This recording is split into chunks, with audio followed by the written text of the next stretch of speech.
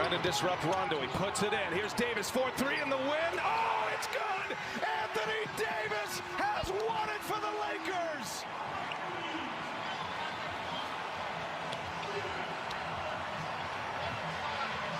Anthony fucking Davis, baby, for the win.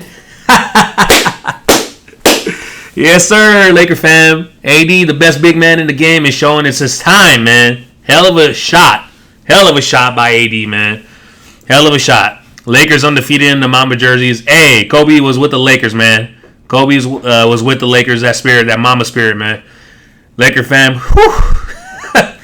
Man, hell of a shot by AD. Ah, man. Lakers!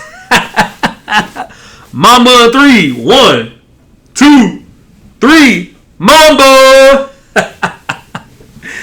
Ah, man. Welcome to the Lake Show channel, man. Lakers win 105-103 in game 2 on the AD buzzer beater 3-point shot over the Joker, man.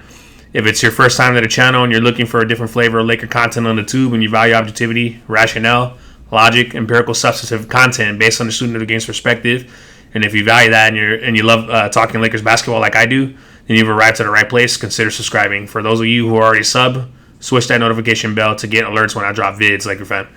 Laker Nation, can you show a Laker brother some love and switch that like button rather, as YouTube will share this video with more of Laker Nation. Now let's get to the full game recap. We're off the first quarter, so Ron starts on a 3-point shot on the JaVale McGee offensive rebound. Nice activity by JaVale. And then Danny Green, nice block on Millsap. Then had a nice take in transition at the 4+ minute mark. You know, Danny Green played pretty solid this game. I mean, he was not hitting shots in the beginning of this game. But overall, I thought he had a solid performance as a starter. Above decent for sure. But he was missing a lot of shots. And then AD as well. They were both 0 from the field, man. Pretty much the person that was producing the most was LBJ. I believe he had 12 points, picking up the offensive slack for the Lakers in the first quarter in the beginning moments of the game. AD switched to center, immediately scores on the Joker after going 0 for 5, man, to start. Joker is an extremely weak defender at the rim and puts no fear in anyone attacking the cup, man. And AD seen that, so his eyes got big, and you know he attacked him and he had success. So we already know AD at the 5 or the 4, it isn't going to matter. Millsap's not going to be able to guard him or Joker, but you know, he definitely could score on Joker at any time going towards the rim because there's going to be less resistance. Even though Millsap is shorter than Joker, he's definitely going to be more physical with AD. But Rondo coming in, immediate impact with his pace and passing, finding KCP in transition after 7 turnovers or so. Good job by Rondo. And then Lakers going 18-3 run in the last 4 minutes when LBJ went out. Good job by the bench of the Lakers, followed by Kuzma, Rondo, Caruso to step up and provide some good energy off the bench. AD taking it to Joker. Joker can't hold him, man. He can't hold AD. Hey, he gave it to him the post. He gave it to him off the dribble. Gave it to him for the midi. How do you want it, man? How do you want it, Joker? Come get this work from AD. But Lakers defended, better 4 minutes, down the course of the first quarter, rather. I started to get more production from AD and others offensively than LBJ. Lakers go up into the second quarter by 8, 29-21. Lakers offensive rebound and turning over the Nuggets was key to the reason why they had the lead after 1. Moving on to the second quarter, man, Rondo got dimes for days, Laker Nation. Finds LBJ on the back door for the lob dunk on the overplay from the Nuggets from the Nugget defender. I think it was Torrey Craig or Grant who was over playing him. That's always going to be there, man. Same thing for AD as we've seen in Game 1. He's going to have that backdoor lob from Rondo or whoever it is with the ball, because they're going to overplay LBJ and or AD in the post. So that's why LBJ needs to go to the post more, man. But I'll get into that later on. The Nuggets, again, they lack the mental fortitude to be a championship contender as a main ingredient, and that's a major flaw they have, as well as a lack of physical toughness. And you can see the pressure on Murray and especially Joker getting to them in the second quarter earlier on. Howard and Caruso's energy and D getting into Murray and Joker really influenced the second quarter, where the Lakers started to get a bigger lead. I believe it was 16 or so. Caruso with deflections, playing the passing lanes and finishing on the break. Okay, Caruso, I see you, boy. with that finish over a Nugget defender, man. Come get this. That's Caruso, man. He has those sneaky ups. He can. You don't think he can jump, man? He looks like somebody who will be teaching in a science class or something like that. Your science teacher that can low key hoop. That's how Caruso looks, man. Just a regular dude that can hoop really well. Smart, high IQ player, good defender, and that can catch bodies on the low for real. But nice finish by Caruso on the break. And then refs I hardly mention them on this YouTube channel, man. I don't really like to talk about the refs and complain about them, but they were trying to keep the Lakers from blowing this game out early. As you can see, the Nuggets' spirits start to fade away when Rondo, Howard, and Caruso came in and changed the dynamic of the game. I thought the refs were, trying to keep them in this game and calling some bullshit, calls from time to time. But Lakers, they were the players. Some of them, especially AD, man, they were getting hacked going to the cup. LBJ, no calls along with it. For example, that block that Dwight Howard got on Joker clearly blocked them, man. But the refs called a foul, shit like that, trying to keep Denver in it. You know how it is, man. They gotta try to extend the series as much as they can for ratings, etc. But it is what it is. Lakers just gotta play past that type of bullshit, and I can see they got annoyed a little bit in their body language, but you can't focus on trying to get the refs to call calls for you. Just play harder on the defensive end and smarter, more importantly, and with energy. But you have to play smart. Don't be over aggressive like cats like Patrick Beverly, then being inquisitive or quizzical rather to when the refs call shit. So they're gonna do silly shit like that. Don't be doing silly shit like Pat Beverly. But Lakers physicality was great, I thought, but the refs, like I said, were trying to impede that. All good though. I love the Lakers energy. Lakers defense started to slip a little bit though without AD on the floor in the middle of the second quarter.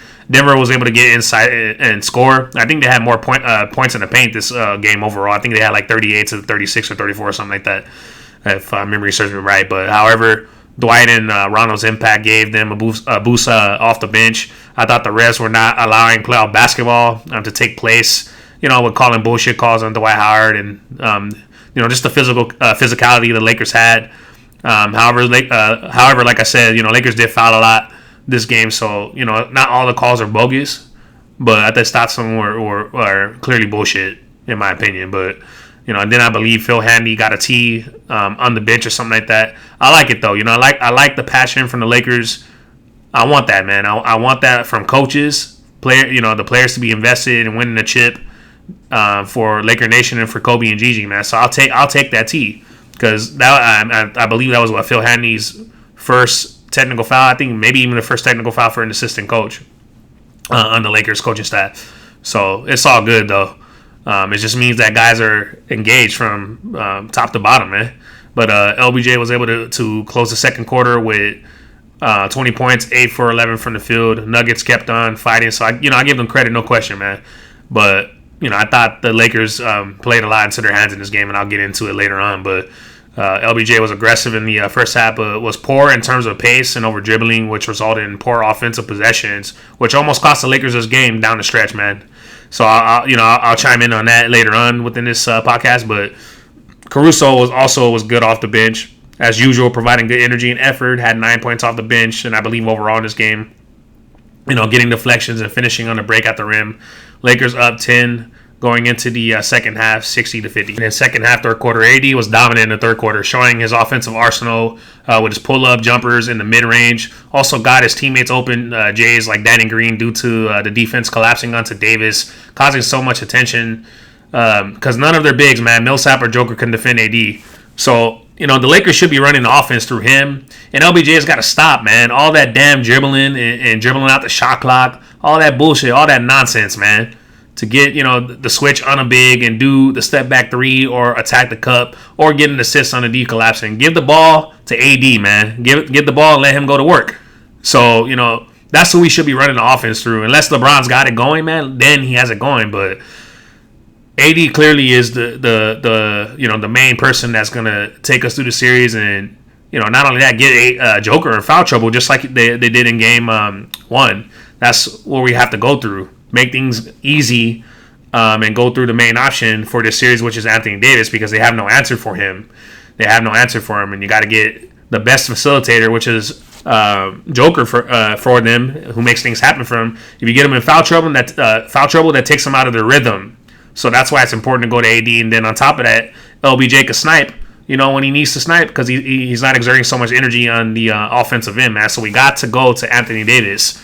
But, that LBJ stuff, man, the LBJ system's not going to work. It's not going to work a lot. So, you have an offensive weapon like Anthony Davis, got to use him, man. This passive play setting, that they're playing, the offense, was just lethargic, and allowed the Nuggets to load up on the Lakers and keep them out of the paint, which resulted in long jump shots, and just allowed the Nuggets rather to contain a bigger to prevent a bigger deficit for them and contain themselves within this game.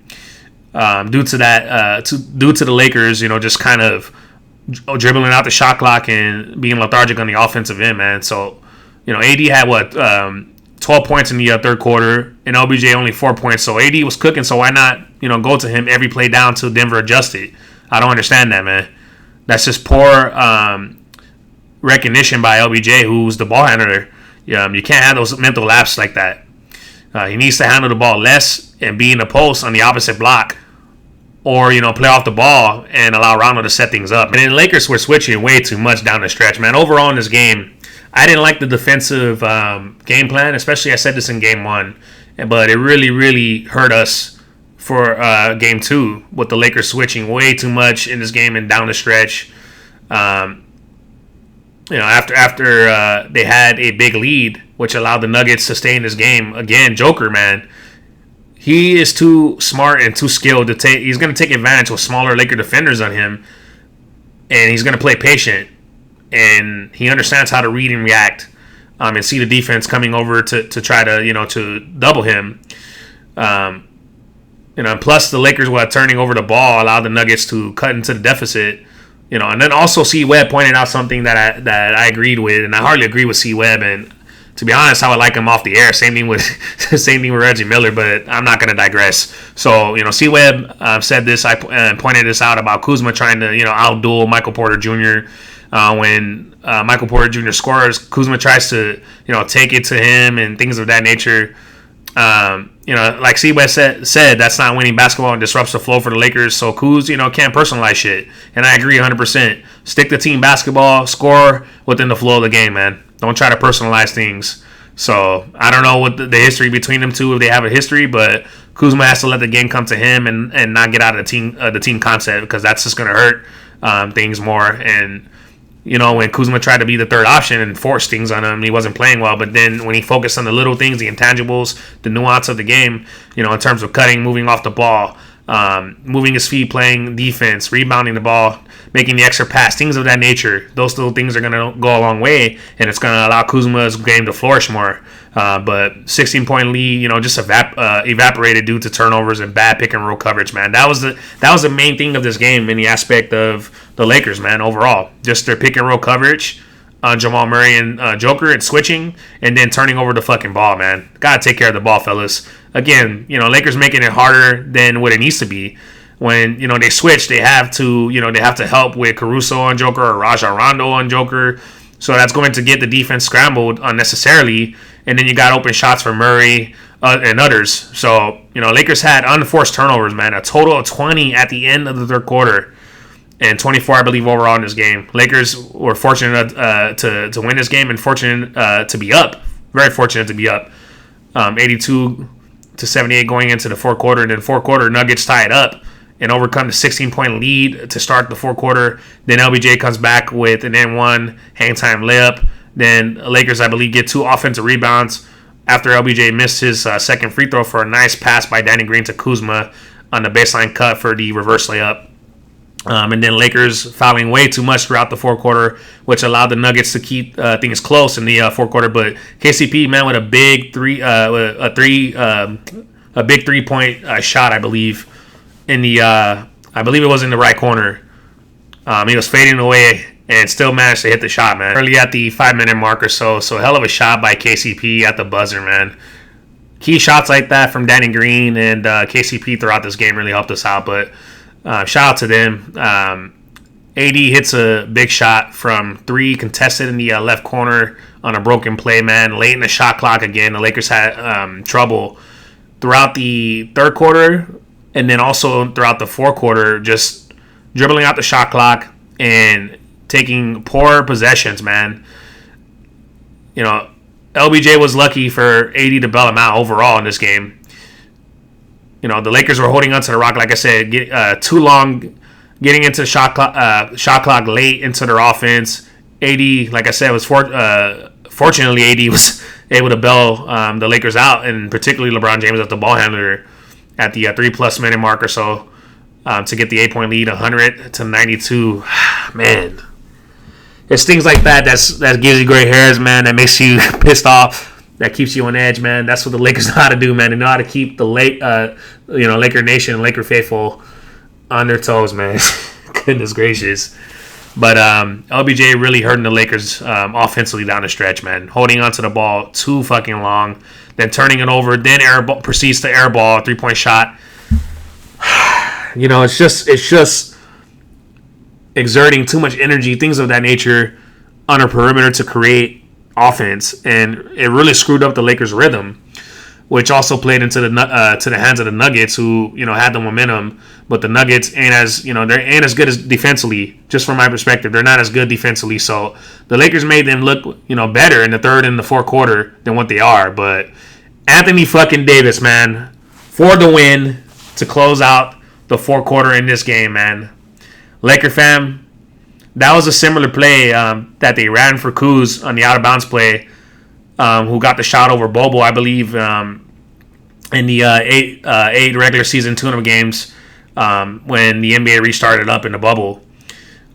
So Plumlee really fucked up on his defensive coverage, man, because AD literally had no screen and just moved from right to left and met the ball, and Plumlee expected Joker, who was defending out of bounds, or rather, defending the out-of-bounds pass, and expected him to kind of rotate over. It's just poor defensive awareness by Plumlee, man. He really, really fucked up on that defensive coverage, and AD made him pay. Fam, I apologize for the poor quality in this picture on Twitter, but I had to respond to Chris Mannix, who is from Sports Illustrated, who replied with some bullshit saying that AD was, supposedly stepping out of bounds on the buzzer beater or whatever. My response to him, I know you guys can't really see it within this picture, but I said, bruh, stop. They lost plain and simple. Plumlee blew a defensive coverage, and AD made him pay. End of story. So Chris Mannix of Sports Illustrated talking this bullshit on Twitter, man, saying, quote, referee was right there, so I assume they got it right, but AD had to have been inches from his heel catching the out-of-bounds line. Took a shot, or a short hop, rather, back after the catch. TNT didn't show a replay that caught a clean angle. First off, sir, I believe he's a Celtic homer as well, Laker fan. First off, sir, you have too much damn sodium in your B-ball diet. Fuck out of here with that bullshit. I took a picture, as you can see, Laker fan. His feet, or his foot rather, wasn't even close to the line, as Maddox was asserting. So that's bullshit. That's bullshit. Like I said, Plumlee blew a defensive coverage, not telling AD as he caught the ball, and AD made him pay. End of story. So drink that haterade, bruh, because you on that bullshit. Player stats, AD, player of the game, a.k.a. the best big man in the game, the Brow, with 31 points, 9 rebounds, 1 steal, 2 blocks.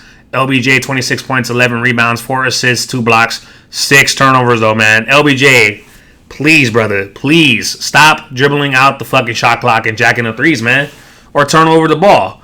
Just put an unnecessary pressure on yourself. And the Lakers, please, brother, play more in the post and handle the rock less, man. No way Grant could continue down there, or Torrey Craig. So please, brother, make it easier on yourself and the Lakers, man. Man, shit. I mean, he was killing me with all that bullshit towards the end of the game, man. I couldn't stop yelling while watching the game on TV. So he was fortunate that AD bailed him out. But KCP and Danny Green, 11 points apiece. Shout out to those brothers, man. They came through. They hit some big shots throughout this game. And when Denver was, within a few points cutting the deficit, they responded well with their backs against the wall with big shots to keep the Lakers in the driver's seat.